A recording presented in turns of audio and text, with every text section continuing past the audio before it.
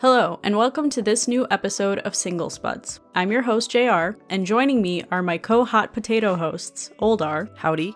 Min, Hello. and Serin. 안녕하세요. Today, we're going to be talking about our favorite tater treats. OldR, why don't you start by sharing your plate with us?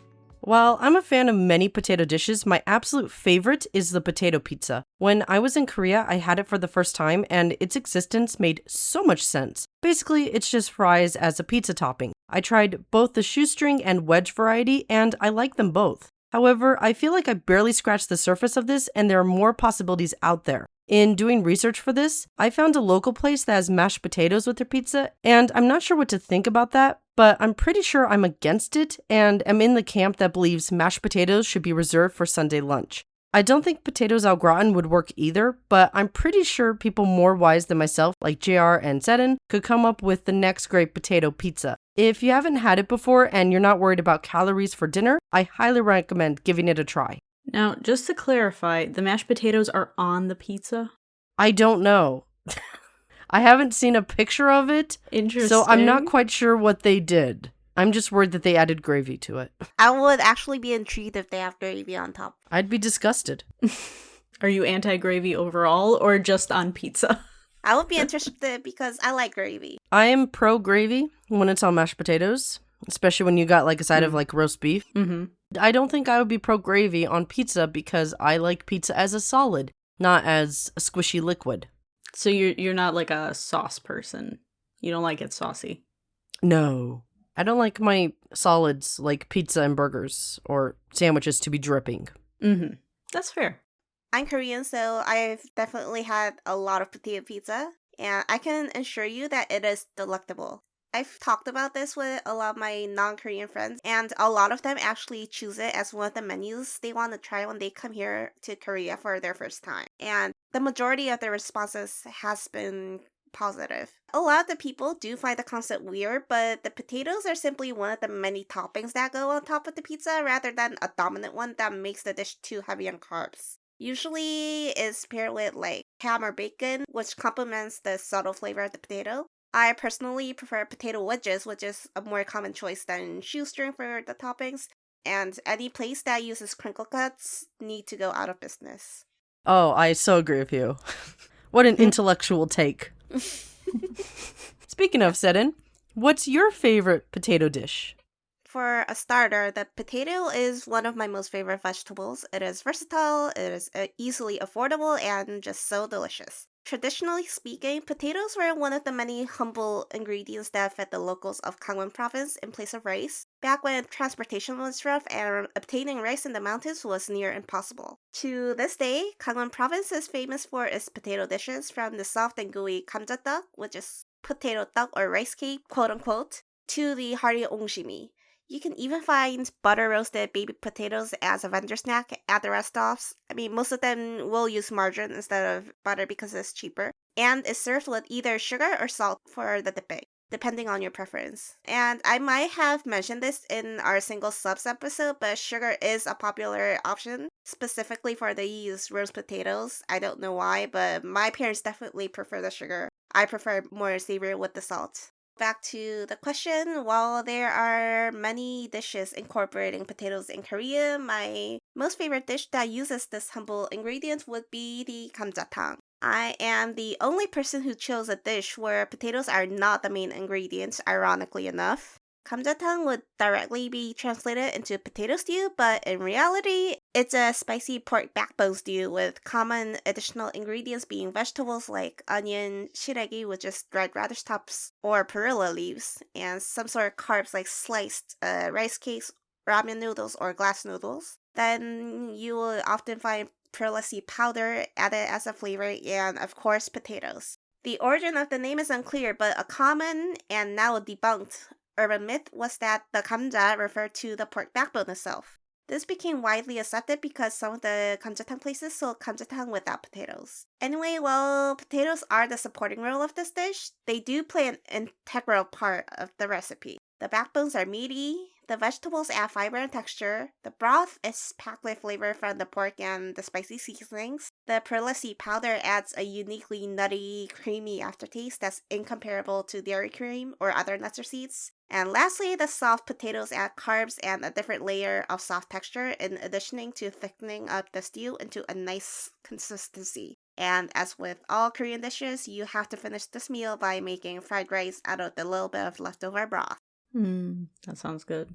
Really good.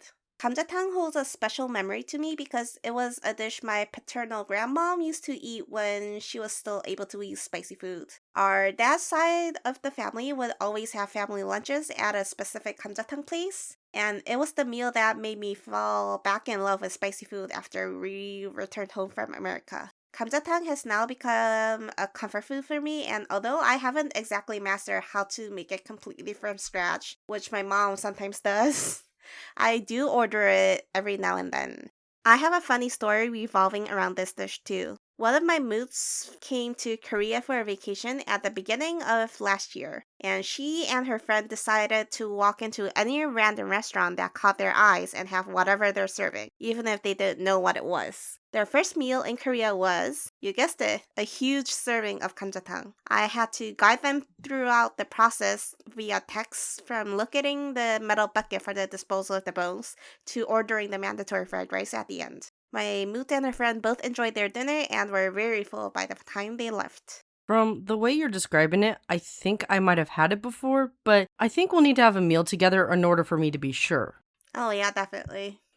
Any questions from JR or Min? No questions. I would love to try it. It's just that a lot of the Korean restaurants out here, they do the very popular, more common foods. Yeah. And this one doesn't tend to be on the menu, unfortunately. That's so true. I would love to try it one day. Same over here. Maybe in Korea. That would be nice. Yeah. Mm-hmm. Min, what is your most favorite potato dish? Potatoes are a dinner staple in Norway. The plant likely came here in the 1700s and has been a mainstay in Norwegian cuisine ever since. Back when most people here were farmers, or at least grew a bit of their own food, for a week of the year, children would be taken out of school to help pick potatoes, leading to what was called the potato vacation, potetferie, becoming a thing. These days, it's known as fall vacation, høstferie, around week 40 or 41, depending on where in the country you are. There are so many ways to use potatoes, but I wanted to choose one where potato is the main attraction of the dish. So this particular dish goes by many different names, such as kubb, humle, or ball. The only name that is easily translated into English is raspeball, which roughly translates to grated ball. Not very appetizing, but such is life. The way you make this dish is as follows. You grate potatoes, you mix in a little flour to make a thick mass or dough of sorts. Then you shape said mass into a ball, roughly the size of a medium to large potato, and then you simmer it. And that's it. There are many ways of serving raspeball. It can be plain, but where I grew up, we usually have a piece of mørpølse, a dry-aged sausage, in the center of the raspeball, while other places might use flesk, which is fatty pork, or fish. Sometimes they just don't add anything to the middle of it at all. And when you put something in the middle, it's often called with a dot, or man dot. Though this naming might not be universal, because I had not heard that specific naming until my boyfriend was like, oh yeah, it's like that. And I'm like, huh, okay, cool. It's often served with rutabaga, bacon bits, different kinds of sausage, and boiled potatoes. For condiments, you'll most often see melted butter, lingonberry jam, sugar, or syrup. What sort of sides or condiments you have depends on where you are. And even then, people in that specific area will still fight and argue about which sides and condiments are correct and what is not, especially the potato ones. There are huge arguments if you should have potatoes with this dish or not. It doesn't matter, it's good. It's all good. Regardless of whether you go sweet or savory, what your sides are and what sides you don't like, it's all delicious anyway. As for drinks, this dish is often paired with a big glass of kulturmelk, kjør, kefir, or other types of cultured or sour milks. It's good. It just cuts the dish nicely, okay? It's heavy. You're gonna get ridiculously full and not want to move for the next, 3 hours. It is a heavy meal. You need something to cut it with. And it's delicious. If you look up raspeball, it is not a photogenic meal at all, but very few traditional Norwegian meals are. However, it's extremely comforting, filling, and the leftovers you have that get pan-fried the next day are next level. Crispy bits, so good. Ooh, that sounds delicious. Yeah, many people prefer the leftovers to the main dish, because it is like a little soggy and weird. But it's good though. It looks off-putting. It straight up looks off-putting. Most people, like, there are some bistros and whatnot that have, like, a Wednesday or Thursday special, and it's this dish. It does look a little sad when it's on the plate, but it is very, very comforting and nice. I find that a lot of European food wasn't made to look pretty, it was made to fuel you. Right. So... It's supposed to be filling. Yeah. Exactly. I remembered a tiny little history anecdote. Norway once had a king, a long time ago. When the country was, like, starting to become Christian, there was one king that had ties to the Pope in Rome, because he was trying to, like, expand Norway as a country into the world. So, they had a good relation, so the Pope was like, I'm gonna send one of my dudes up to Norway to check out Norway. This poor man... When he returned from Norway and back down to the Pope, a part of his, like, receipt or retelling was like, oh, the people were very nice. The food is unedible. You cannot eat anything up there. Oh my God. That's wild. So, like, yeah. Even by European standards, our food is kind of... But then again, have you seen Slavic food? It's not a lot of traditional German food. It's also not photogenic, okay? It's good food. That's true. Correct. Yeah. I mean, it's not surprising anyway because they rarely have spices. Maybe some type of herbs, I guess, but relatively less spice. And then you have more rustic ingredients, like the cold prevents you from growing certain types of fruits and vegetables, and therefore, like, you had to make up for the flavor mostly by fermentation. That's probably where sauerkraut comes in, and like the cultured dairy foods and cultured meat fish for Scandinavia. It's just a different standard of flavor and flavoring in dishes, I guess. Yeah, the food was to survive. I will say, though, the Germans have bread and meat locked down. They know what they're doing with that. And I like their school lunches. When I was there, I enjoyed it very much. Does Norway have fermented foods like sauerkraut and stuff like that? Yes and no. We do have our own version of sauerkraut. But a lot of the, like, fermented things that we might have had kind of gotten out of fashion. So it's not really that big of a thing anymore, to my experience. I could be horrifically wrong. But to my knowledge, at least, in the same It's probably way that... probably because the palates are changing. Yeah, our main ferments were basically beer and mead, because the water wasn't safe to drink, so you would ferment beer and drink that instead. That is still, like, a big thing. It was even in law that you had to brew Christmas beer.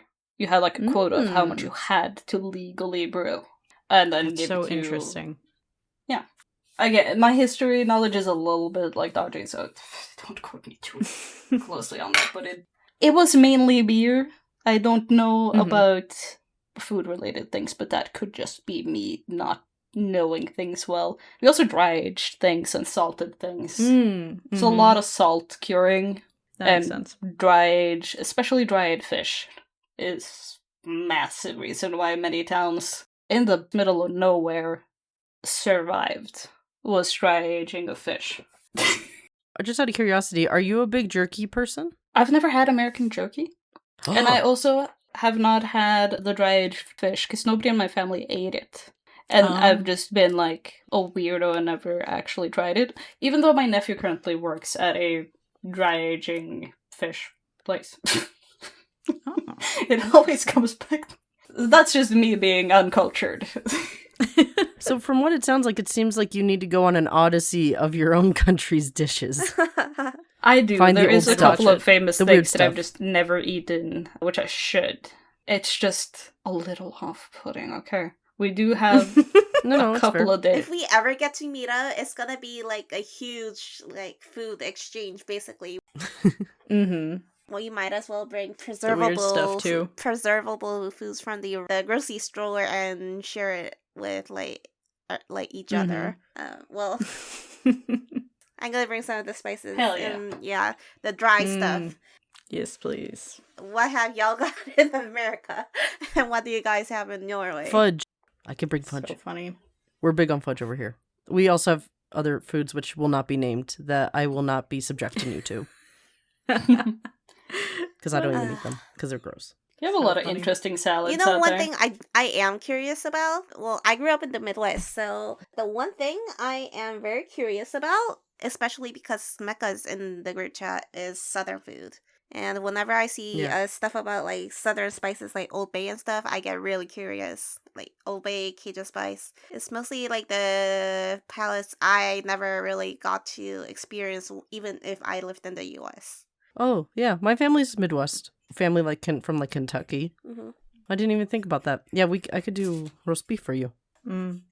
Okay, so Min, your description of the dish reminds me of the Korean onshimi in the way it's prepared, except onshimi is bite-sized, usually flourless, because it's grated straight from the raw potato. Then you let it drain and just remove the liquid, collect the starches and the bits that has been separated, and then you mix it up and form that into balls. And onshimi doesn't contain fillings for the most part because they're so tiny. And it's more of a subtle dish that appeals more to older generations. It is definitely rustic and it's definitely an old-timer thing. I myself do not enjoy it because it is bland. It's also very finicky to make from scratch because you need to use a grater to do the job. A blender, a food processor will grate it down too finely and it doesn't leave enough pulp for the mass to hold texture. Also, your description about the sweet versus savory debate also reminds me of our national divide over salt or sugar on our restaurant potatoes. Yeah, it can be really good sweet, but it feels weird. Yeah.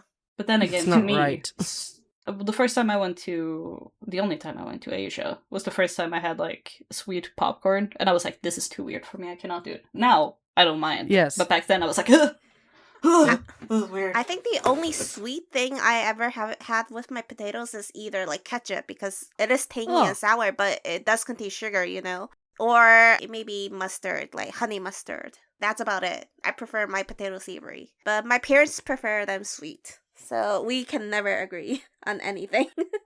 It do be like that. It do be like that. Yep. Alrighty. So I need to preface my section by saying I'm not a potato person. I will eat them and not complain, but I will take rice over a potato every single day of the week because I'm Middle Eastern and I grew up that way. Fair. The only exception to this rule is French fries, but even then, I'm kind of particular about the fries I like. So I'm going to go in order of what I think is the worst fry to the best fry. And these are all my opinions. I'm not going to say that the other Sundaes agree or disagree. They will have their opinions, I'm sure. But just wanted to get that out there before starting. In my opinion, the worst fry on the market is a waffle fry. I don't like waffle fries. The main place that sells waffle fries out by me, Chick-fil-A. And I never go there to begin with, so I don't have to deal with them. But I have never had a good textured waffle fry before. They're always too soft. And when there is a good amount of crisp in them, it's not balanced because the shape of a waffle fry does not constitute a well-proportioned, overall good crisp. You know? It doesn't work. And other places that tend to have waffle fries are places with like $30 burgers. I'm not about that life. I don't care for it. I think they are the worst fry. Other people I know do not agree with me in this group, so I will leave the floor to you guys. Okay. First of all, you're wrong. And your first wrong step was going to Chick-fil-A. They can't cook anything right, so you'd think that they'd at least have good fries to make up for the bigotry. That's my personal opinion. To be fair, I said I don't go there. They're just the main fast food place that sell it. You need to find a dive. Like, True. you need to find, like, where is a local place where they do it. You need to find, like, where is, like, the local. Not a chain, not a drive-through. If it's like a Midwest thing, but you will not find waffle fries even in places like that. It's just not very common. I wonder if it's more of like a West Coast. No, it's not. We are an equal I don't know, opportunity man. fry area. I've gone to many places in Illinois, and maybe 2 of them have been waffle fry places. I don't know. It's just not common. And I think that serves my point. Nobody likes them. Well, I think they're more of a pain to make than that nobody likes them. I mean, it's just a die cut. I don't know if I ever had one. I need to fix that.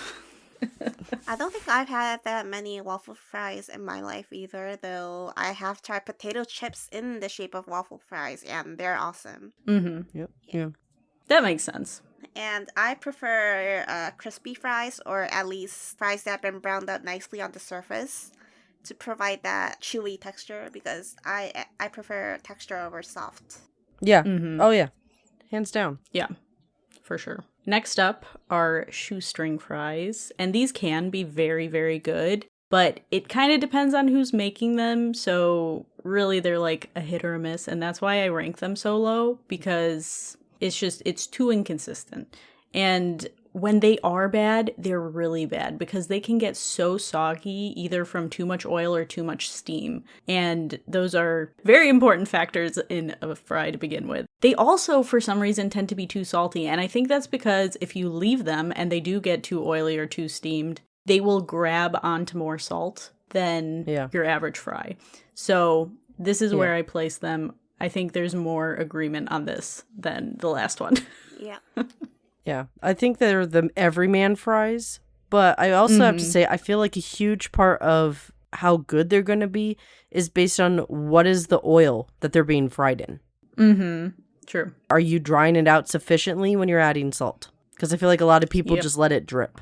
I would agree. I would say shoestrings are basic. I would eat them without a fuss, but there are times when I want something more extra from them. Yeah. Yeah, I would agree. So I would say those are the worst of them, and it only goes up from here.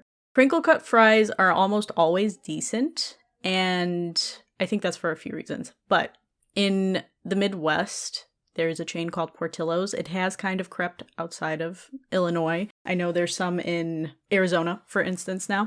But they offer cheese sauce, first of all, to dip it in. Not every place does that. And in general, they do really great fries, but Culver's is also another Midwest chain that does crinkle cuts. And I think that the ridges allow for the perfect amount of like crisp, and they don't usually hold too much oil, in my opinion. They hold their shape a lot better. They don't sog up as quickly. And I think that's also because they're on the thicker side. They tend to be, at least. I think those are a lot better than the previous two. Quick question. Are you also a pickle drink enjoyer? I don't know what that is. You have to tell me what that is. It's exactly what it sounds like, my man. It's like sodas Are with you pickles. drinking pickle juice straight from the jar? It's mixed with like other stuff to basically make it a soda. Like a cocktail? It's apparently a thing because it's Pickle drink. I first heard it out here at Sonic, and then I found out it's like a thing at state fairs, apparently in some places, and I'm like, get that away from me immediately. You just at this point you kind of have the vibe that you would like that. I like pickle juice. Yes, I will take a swig of it every once in a while. So then my answer is yes.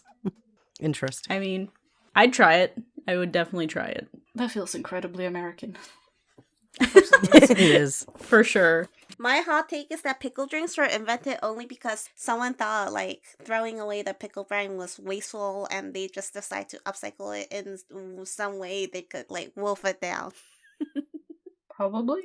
Yeah, okay, so I actually have to disagree with your take on this one, because the crinkle cuts I've had in Korea are never crispy enough for my liking. I don't know why.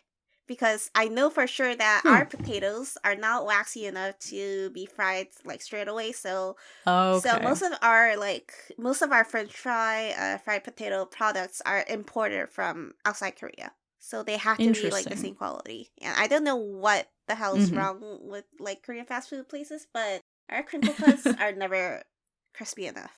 I do agree that the ridges make it better to serve with like a generous amount of whatever sauce you prefer. Right. Especially if you prefer soft potatoes, to be honest. Well, I'm Team Crispy, so not for me. Well, have you been to the Shake Shack in Korea? I did. They crisp them right there. They do it correctly. I think I just have like a bias for like crispy french fries, and I just don't find them like enough. Side note, there was a brief moment where Taiwanese potatoes were a street food fad in Korea because they were basically mimicking sort of potato street food covered in some sort of cheese salsa, if I remember correctly, that was being sold in the Taiwanese stalls.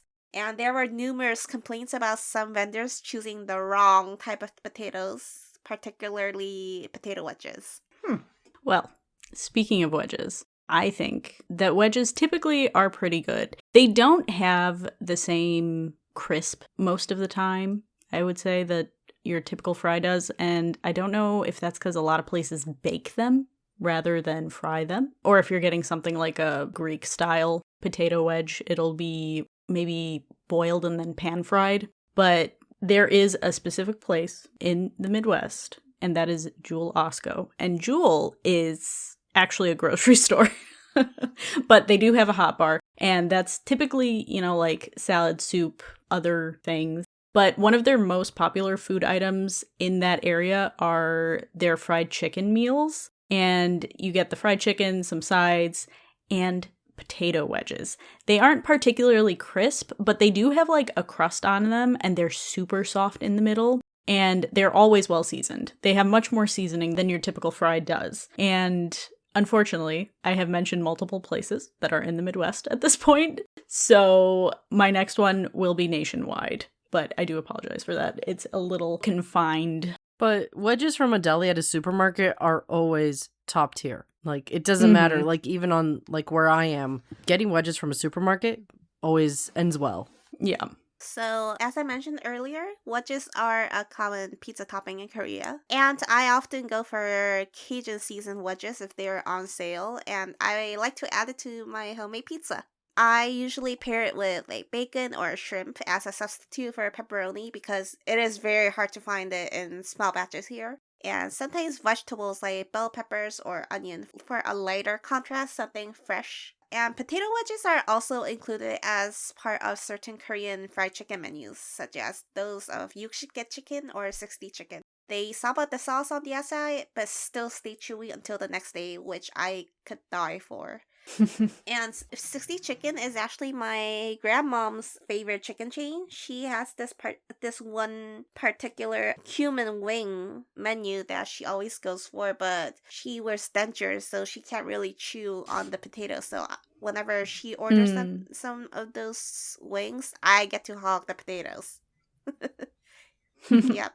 All right, finally, my favorite fry. They are Arby's curly fries. And I'm gonna explain this. But also, I want to say, of the ones I mentioned today, I recently have had Culver's fries again, Jewel's fries again, which I'm not by a Jewel anymore, so that's very unfortunate.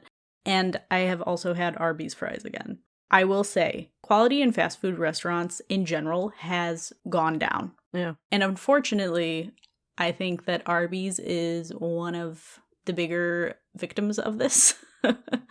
Because while they were, texture-wise, the fries were really good, the seasoning was not as good as it has been in the past. But the reason that I like it, one, is because they're seasoned. A lot of places don't season their fries past salt, really, or whatever natural and artificial flavors they put on them. But there's a variety of curls.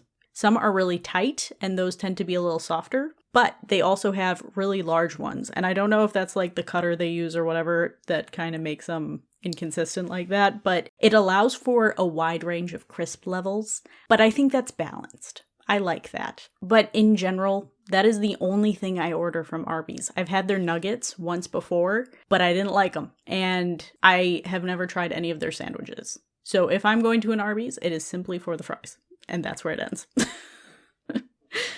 I've had curly fries exactly once at an airport, so they were really mid, but I would love to try them again at not an airport fast food chain.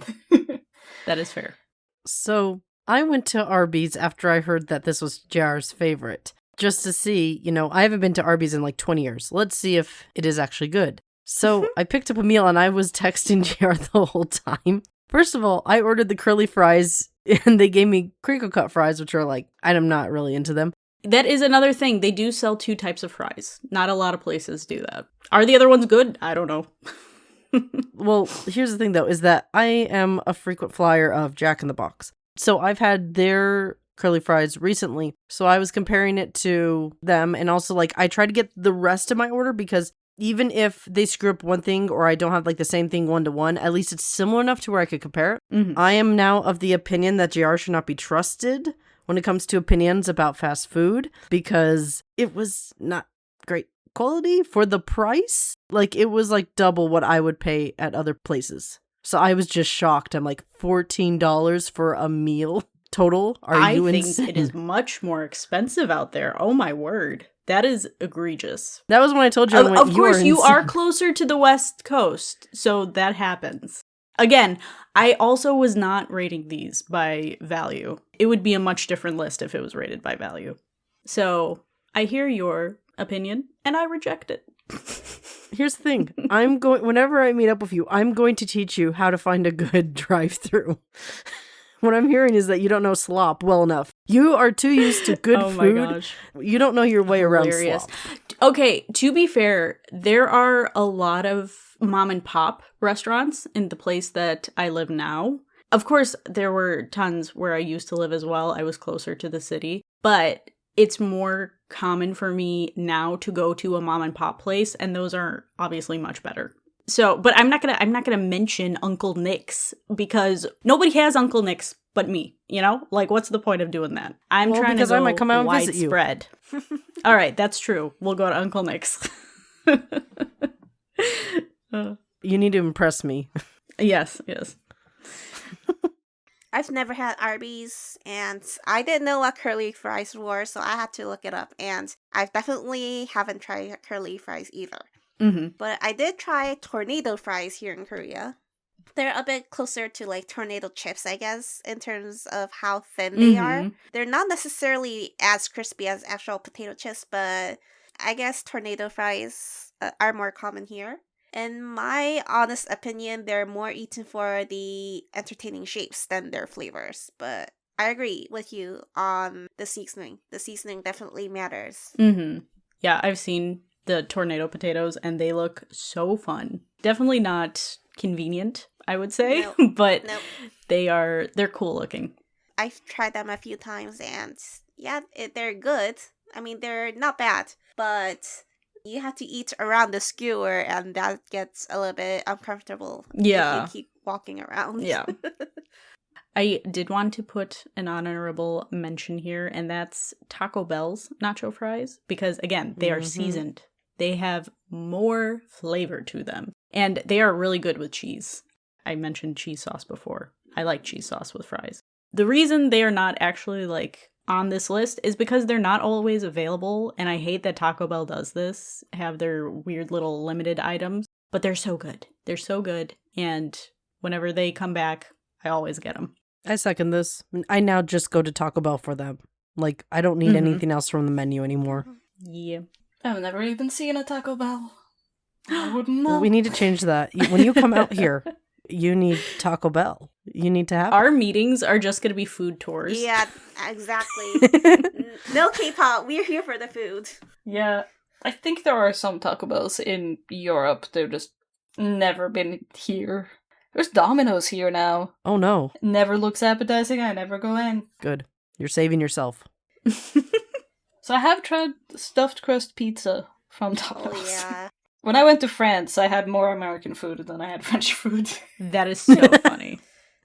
Funnily enough, we have a lot of like fast food here in Korea, like a lot of American style fast foods, but the way the flavor is so different. I mean, sometimes it's localized, sometimes it's like the same menu as what you guys have in the US, but it still tastes different. It gets pretty interesting. Yeah, I know they Koreanize it a little bit Yeah. whenever a restaurant gets out that way. Yeah, overall, I've had a lot of American friends saying that Korean McDonald's, for a starter, is a lot less salty. Mm-hmm. Our fries are less salty as well. I have a lot of opinions on Korean McDonald's. Did you not like it? That's its separate episode. Yep, my rants. Hilarious. Well, I got used to Korean flavors, so like, if I ever go back, I might find the American fast food too salty for me. And I'm saying this as someone who like all things savory and salty, It's true. There is too much salt in American food. and too much sugar in desserts, I guess. Nacho fries are elite, but I like to pair it with something spicy like jalapenos. Flavor and flavor is just chef's kiss. That does sound good. Well, wasn't that delicious? Thank you for joining us on this culinary journey. We would like to know your favorite potato-related dishes, so please leave a comment if there's a dish you think we should try, or if you disagree with our picks. But that's it for today. Thank you for listening. If you enjoyed the episode, then please make sure to rate, subscribe, follow, and tell your friends about us. If you want to interact with us or just see more of our content, then you can follow the links in the description to our website and social media platforms. More single scoops are coming your way soon. Thanks everyone. Bye. Bye! 다음에 봐요. 안녕.